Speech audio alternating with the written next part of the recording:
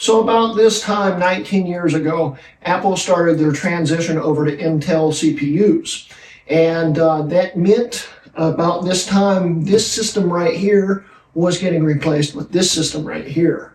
And this system right here happens to be the rarest Mac Mini G4 ever made, and it's the 1.5 gigahertz. And this one right here happens to be the slowest Intel Mac ever made in general. And it also happens to be 1.5 gigahertz. This system right here is the fastest PowerPC G4 Mac Mini ever made, and this is the slowest Intel Mac Mini ever made. Like I said, they're both 1.5 gigahertz, they both have 1 gig of RAM, and they're both running on hard drives, and they're both running the same operating system. Let's see how different the architectures between these two truly are.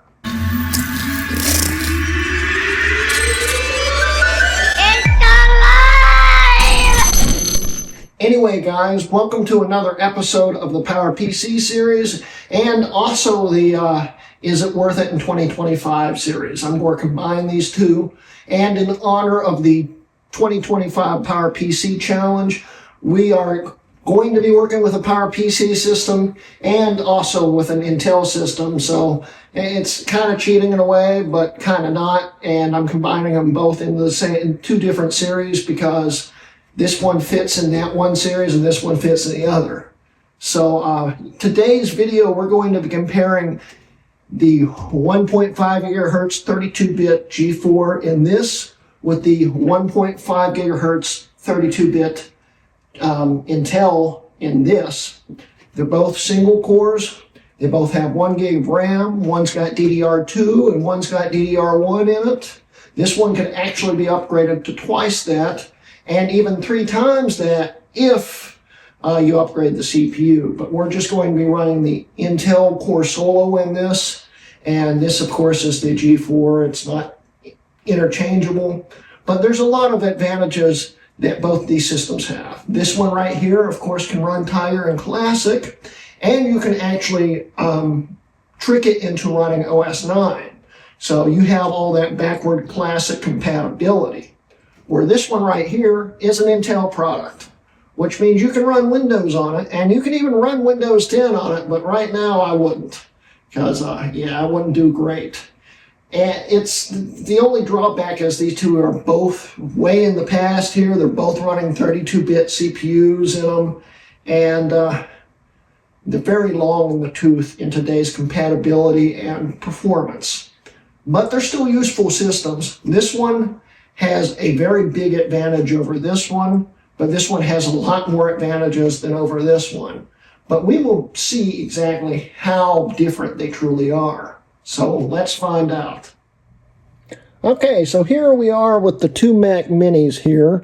And if we go over to About This Mac here, we can see the specs. They're both 1.5 gigahertz, and they're both 32-bit single-core CPUs. One's the G4 and one's an Intel Core Solo.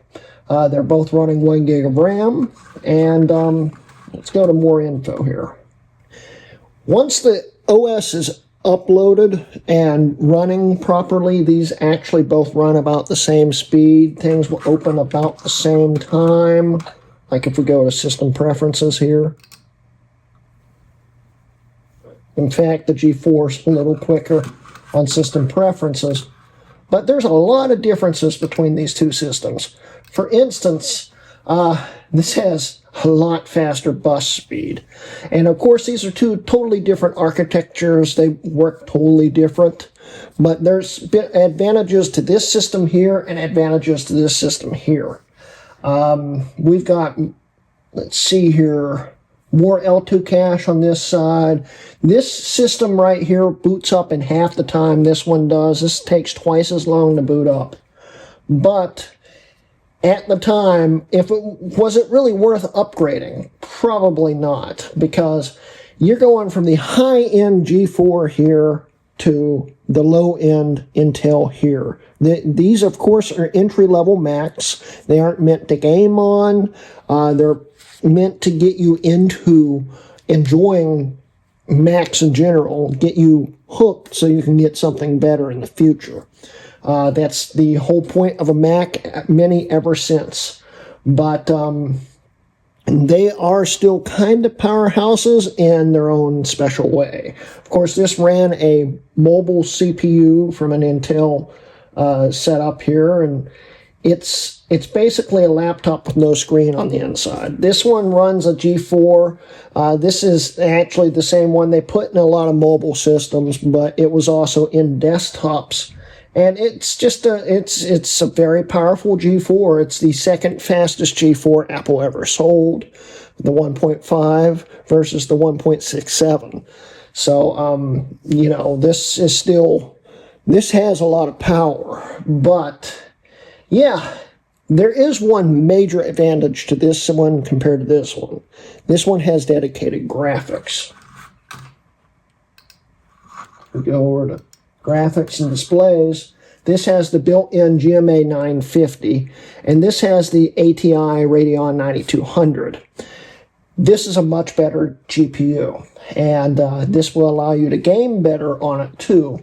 And I was originally planning on actually demonstrating Doom 3 on both of them, but it was going to be the PowerPC build. Rosetta doesn't work very well on this for Doom 3. It doesn't work on any Mac running Doom 3 and Rosetta at the same time. It runs like garbage. But that was probably going to be our best bet to compare these two. But, well, we can compare them. And the way we can do that is by opening up OpenMark here. Now, I'm actually a little surprised. This one's actually pulling more FPS right now. These are running at the same screen resolution, and I want to actually compare these two. They are running on different OpenGLs. This is 1.2, that's 1.3. It's a little weird. Let's benchmark this real quick, and then we'll continue on.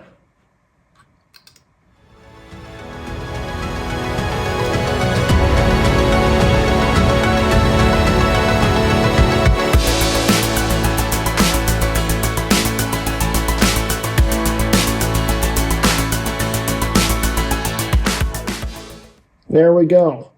This scored a 663 and this scored a 1179. Huge difference.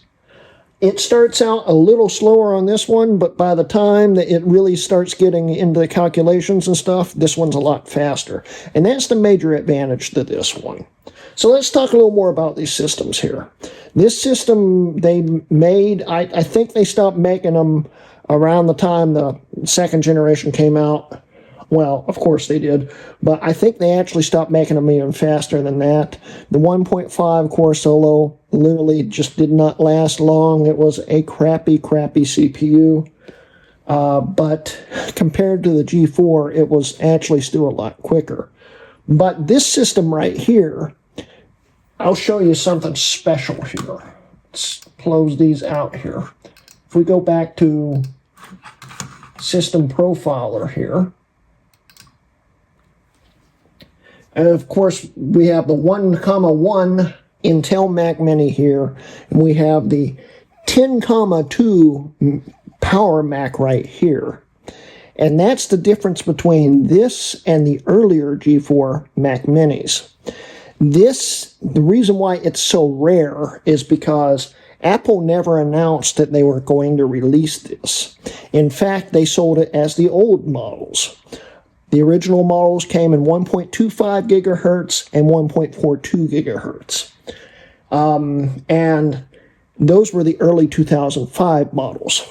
Well, late 2005, when they introduced the other ones, they silently updated this. They added, 7448 microcode into it, because I guess they were intending to maybe extend the life of these a little bit longer, and they decided not to at the end. But other than that, there's really no major difference. But instead of being the Power Mac 10,1, it became the Power Mac 10,2. And the 1.5 gigahertz has twice the VRAM of all the rest of the G4 Mac Minis.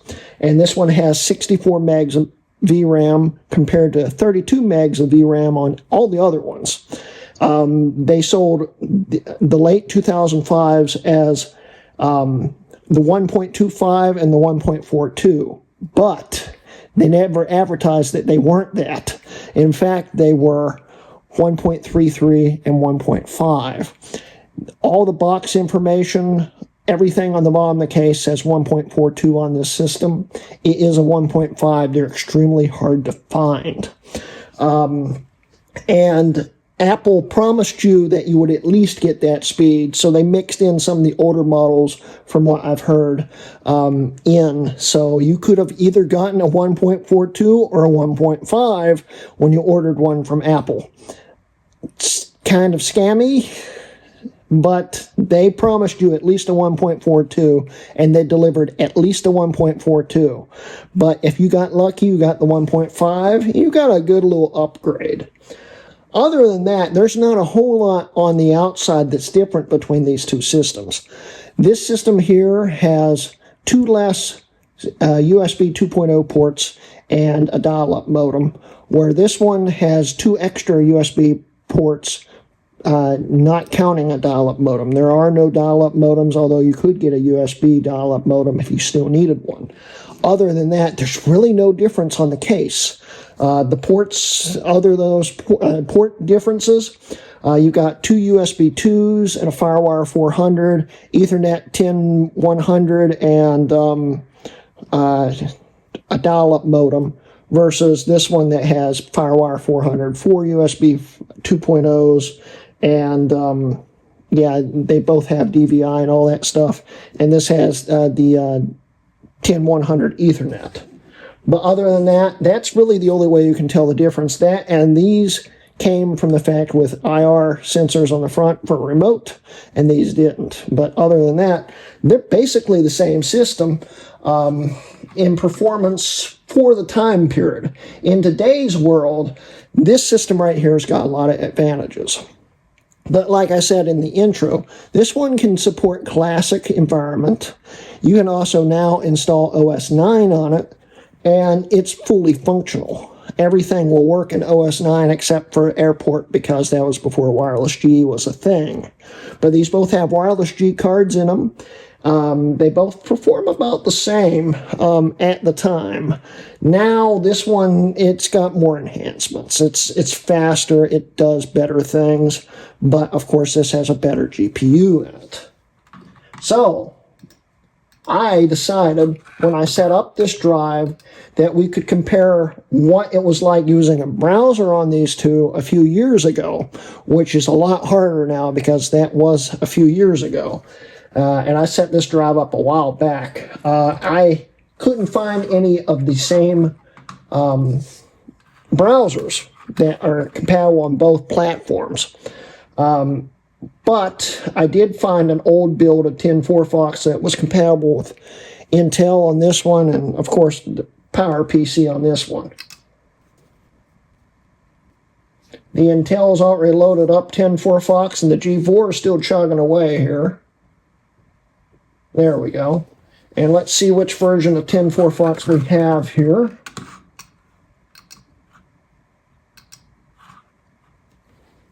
What version did I install here? We are running the same version, it looks like. I'm not really sure. They both say copyright 2021. I don't remember which build this one was, but I apparently updated it. It's weird, it's not telling me what version it is. But yeah, they're both the same build, I think. And there's some problems here because it's 10.4 Fox, there hasn't been an update since 2021. But if we go to like YouTube, and if I can actually type it in right, we'll go up to my channel here, enter. When I tested this a few months ago, YouTube still worked. I don't think it does anymore. So it makes this a lot harder to compare. We'll give it a second to finish loading. I think they're both finished loading. This one loaded the page faster, and as you can tell, it loaded it very well. But that's the browser. You can't do much about it. But I did think ahead, and I've got a YouTube video that it might still load. And enter. See what happens.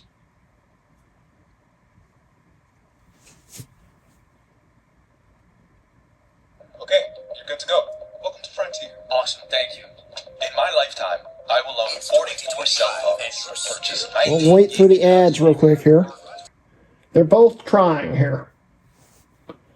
I have paused the video. I'm going to see. It's not loading up the rest of the page, but it is still loading the video. So we're just going to play and see what happens between the two. As of today, the M4 Mac Mini has been... That one's locked up. In honor of the third major redesign of the Mac Mini, I It thought, was working. let's visit as of today. There it goes. Oh. And see just how useful this is today of the Mac. They both aren't good. But one's a little better than the other, as you can see. That one's almost watchable.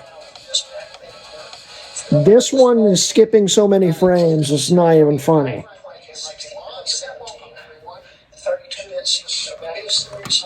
And this Mac Mini started out with an early 2006 Mac Mini. It was in this series on P5 that became a late 2006 Mac Mini. And I flashed it to this Mac Mini. Started out in 2007. They're still playing the video and I closed them. There we go. G4's catching up. I wanted to test another page and I can't remember what it was. Let's see here. I had it saved, I think. Let's try to pull up low-end Mac here on Facebook. See if they're still logged in.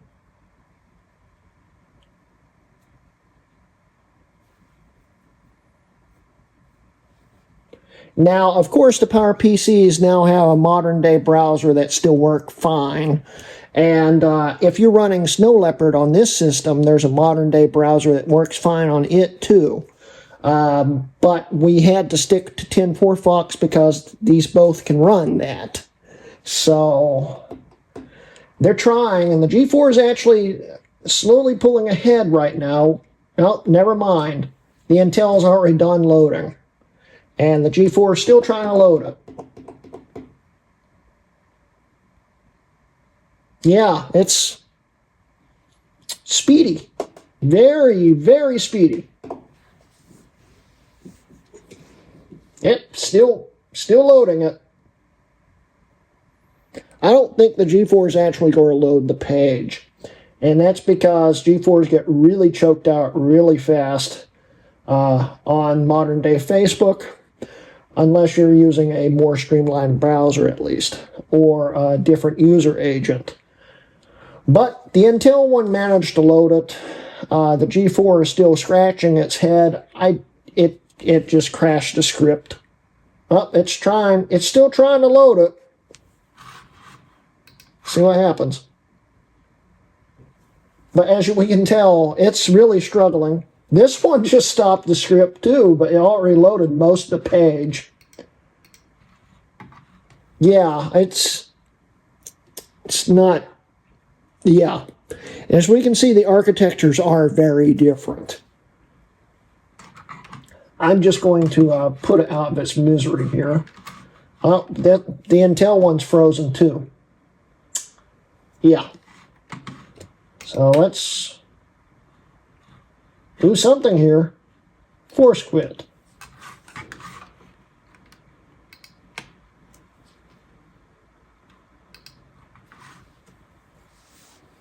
So yeah, it works, sort of. Both of them work, sort of, but then again, the browsers are pretty old too. But that gives you a general idea of the architecture difference between the two. One works a little better than the other. So what I am going to do now is we're going to load up some benchmarks here and let them run after we close these out here. So first I want to run Geekbench.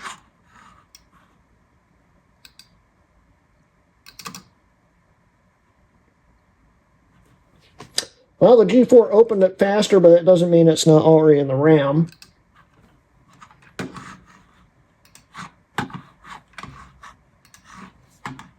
These are both running some version of Geekbench. I don't know which version they're running. I don't know if it's the same version. Where'd it go here? They are running both the same version of Geekbench. This was the last PowerPC supported Geekbench.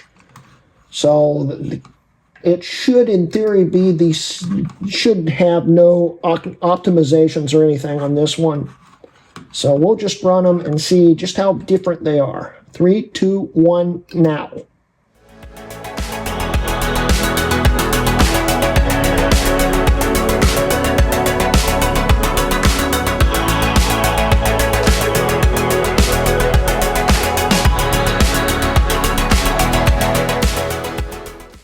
So what have we learned here? The G4 actually could keep up with the Intel and actually pull ahead of it for the first half of the test.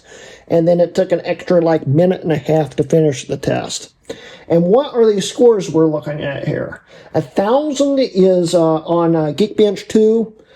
It's based off of a score of 1,000. Anything above it's better and anything below it is worse. And 1,000 is based off of a 1.6 gigahertz G5 Power Mac. So, actually, they're actually not too far off of a base model Power Mac. This one's got 1304 versus 894. This one's only about 100 points off of a base model Power Mac.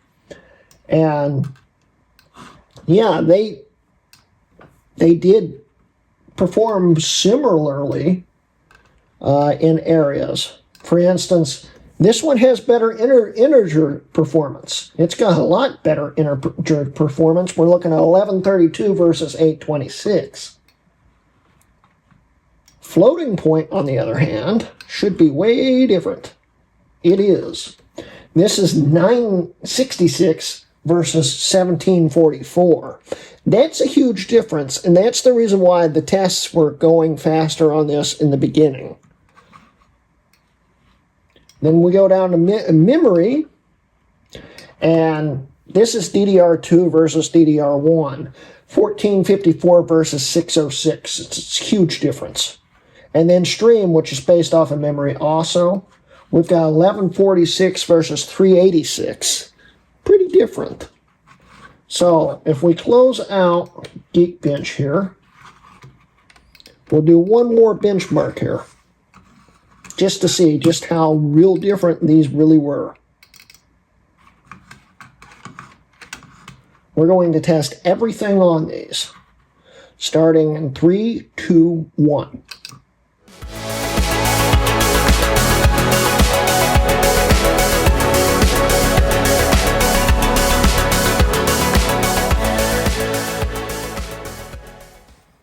There we go. Now, the hardware in these are quite similar in a lot of ways. The optical drives are the same. They're the same exact optical drive. And the hard drives, they're both spinning metal, rust, they're both spinning hard drives. One's running SATA 1 speeds, one's running maxed out IDE speeds, which I think was like 130 versus 150. So the speeds are not way different. But, yeah, as I'm noticing here, the graphics test was way different, and the Intel actually beat the PowerPC, which is strange. And the only thing I can figure here is this, it's running a GPU from 2006 versus a GPU from like 2002. But of course this still has more power GPU wise, but the APIs and stuff favor this a little bit better in Leopard. That's the only thing I can assume. But this is where you see the huge difference and the reason why this takes twice as long to boot up, because it's got literally half the power almost. This is at 74.8 versus 42.01. So basically 40 versus 80, pretty close to 80. It's a little over 5 points off. This is just 2 points off of being 40. So this is literally almost twice as powerful CPU-wise. Of course, not GPU-wise, but still. Was it really worth, back in the day, making the upgrade if you had just bought this system and you decided, like, buying it in, like, late 2005 and then early 2006 this comes out? Would it really be worth it? Not really. Not especially back in the day. But, of course, this did have the advantage of getting at least Snow Leopard. And, of course, now you can get Snow Leopard on this, but it still doesn't work right. And it's still a weird Frankenstein upring system. But this did get Snow Leopard, and if you upgraded the CPU, you could get up to Lion, you could modify it and run Mountain Lion, you could even run up to El Capitan with an upgraded CPU. It's just it wouldn't have graphics acceleration, which would suck. But it could do it. And if you actually half the RAM, I think, in this, you can run an eGPU on it, where this you can't. So that is a big advantage here. Plus, this can run Windows, but these can both run Linux too. And I'll tell you what, let's wrap up the video. I'll explain that. So yeah, I wanted to actually make a better, more complete video. And this would have been easier a few years ago when I bought these two. They were a bit of a pain to get because everyone that had a Solo either threw them out or upgraded them, and everyone that had a 1.5 lists them as a 1.42 because that's what it says on the case. So unless you've got a screenshot in the eBay listing for the actual performance of the system, it's nearly impossible to find one, and it's just the boxes are marked as 1.42. Everything it's nearly impossible to find one. And I managed to find one, and I am happy I found one. But I bought these systems, I want to say back in 21, and it's 25 now. And I never did anything with them. Back in 21, web browsing was a little bit easier on these systems. It would have shown that these were way different. And I wanted to do some gaming benchmarks on them, but really there's no games out there that play well on both of these and can show the performance differences between the two. But this does have better advantages in its own way versus this one. This one, of course, like I keep saying, can run Windows. You can run Windows 10 on this. I'd upgrade the CPU and even the RAM, but it will run Windows 10. This will run Classic. It will run OS 9.2.2 with a modified install from OS 9 libs, which is awesome. So this can run OS 9, and this can run Windows 10. I mean, they both have their own advantages. And I wanted to actually run the same operating system on both of them, so I ran Leopard on both of them. And this is vanilla Leopard. This isn't Sorbet, and this isn't some kind of weird hybrid that someone custom made either.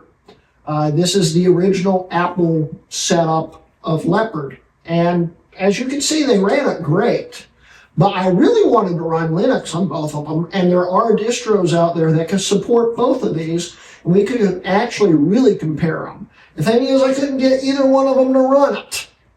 And trust me, I tried. I spent days trying to get Linux to run on both of these, and neither one of them would boot. One of them would install and fail to boot, and the other one wouldn't install at all. Oh well. But even though this isn't exactly how I wanted the video to go, I wanted it to be more hands-on and show you more things that these things could do. You have to admit, this system here is 20 years old, or going to be 20 years old at least. It's late 2005. This system right here is 19 years old. It just turned 19 years old. And yeah, they're only a few months apart, believe it or not. This is an early 2006. This is a late 2005. Big difference, honestly, in performance, as you saw. And that helps you understand why the PowerPC to Intel transition was so important. But that doesn't mean that neither one of them are useless, because honestly, the 2006 Macs are kind of crap. I'll just say that they are, but they can be upgraded unless they're mobile Macs. But the desktop versions, the iMacs, the Mac Minis can be upgraded CPU-wise. You can get more power and performance and usefulness out of them. Where this one, you can't upgrade it, but for what it can do it well. And these were both fine for video editing, in iMovie HD, do some light photoshopping work and stuff back in the day. GarageBand, make music off of these, they do it. And they're both very capable for doing that. But this one's twice as fast. The Intel architecture really did make a difference. But basic tasks that you would do on the OS, it's about the same. They performed about the same back in the day. And that's what I was trying to get at. It really wouldn't have been worth upgrading if you'd just bought even a 1.42 a year before. The 1.42 came out in early 2005. So it's already 20 years old, roughly. If you bought that a year before, you didn't need to upgrade to this unless you wanted a dual core, because the dual cores are way different. Okay, if you were spending, I don't really know the pricing. I think the maxed out one was like $800 new, and this base model was like $500 new. Okay, this is a maxed out model. This is a base model. Okay, if you were buying the maxed out model, it still performed pretty well. Even the base model performed pretty well, the 1.25s. The solos just did not age well. The duos didn't age well either, because they're both 32-bit CPUs. But the duos had literally twice the processing power, because they had twice the cores in them, and they were clocked faster. So if you were buying a high-end one of these, for the same price you bought this, it was actually worth upgrading. But if you were going from even a base model of this to a base model of this, it really wasn't that big of a difference, and it really wasn't worth it. So, yeah. But then again, this was also upgradable. So,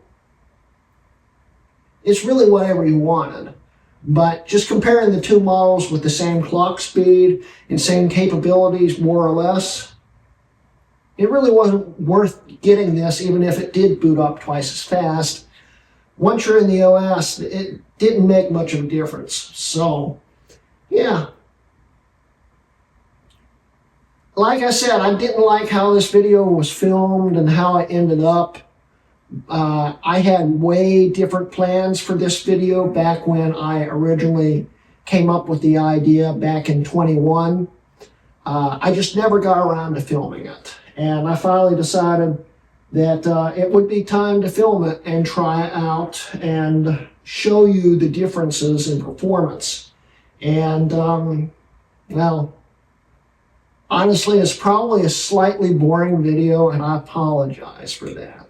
But in honor of the PowerPC Challenge for 2025, if you want to follow along with that, and join us. I'll have links in the description below. It's been a fun time so far. I've been working on an iBook G4, which is actually sitting in front of the camera right now, testing out Snow Leopard on it, and using Facebook, which has been kind of a pain because it's a 1.33 G4. But it's sort of working. I can see Facebook. It won't let me post with the modern day browser. For some reason, it freezes every time you try to post something. But it will load the full Facebook and work. You just can't Facebook on it. Yeah, PowerPC Challenge is getting harder every year. 20 years later, it's getting to be a challenge. And the whole point of this series has been to show you that PowerPC isn't dead. When I started this series in 2017, that was very true. And PowerPCs were very useful. In 2025, not so much. They're finally starting to show their age. But I will still be using my PowerPCs. I'll still be trying to daily them as much as I can, but it's getting to the point where it's getting very hard to do that. But anyway, sorry for the extra rambling here. That's the end of today's video. I hope you guys enjoyed it. Yeah. 1.5 versus 1.5, PowerPC versus Intel.